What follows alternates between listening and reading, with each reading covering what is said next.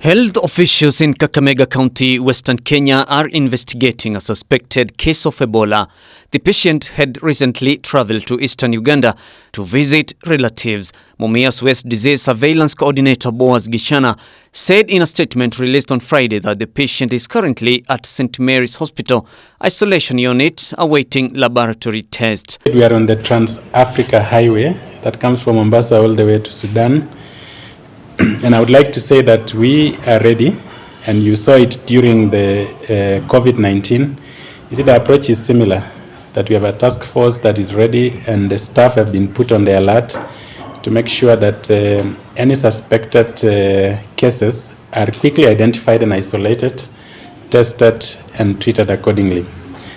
And this office where we are seated, you remember, was the headquarters of the COVID response in the western half of Kenya. We developed protocols to assist all the counties in this region, over 20 counties actually.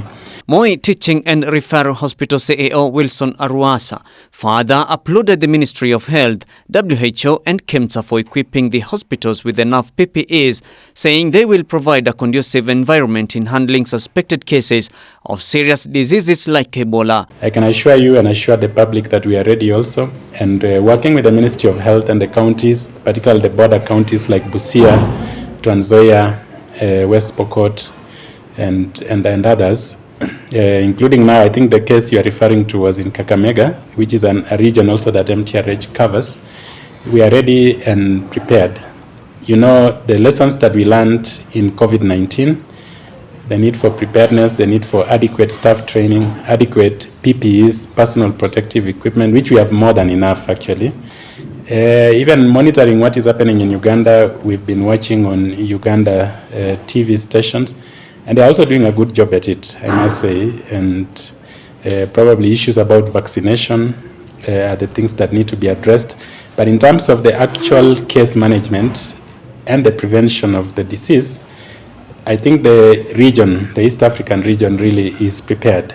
Last month, Kenya put health officials on the border on high alert after the World Health Organization WHO said it was investigating a suspected case of Ebola in the Democratic Republic of Congo. And we want to also laud, beyond our government, the World Health Organization.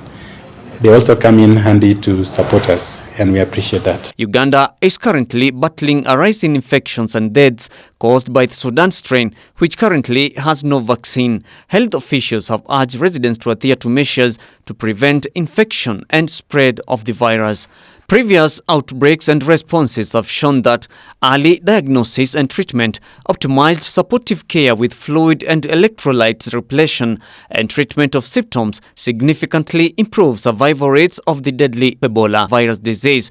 The disease is usually introduced into the human population through close contact with blood, secretions, organs or other bodily fluid of infected animals such as fruit birds, chimpanzees, gorillas, monkeys, forest antelope or porcupines found ill or dead or in the rainforest. It is transmitted from person to person through contact with body fluids. Kind Stefano, Ebri TV.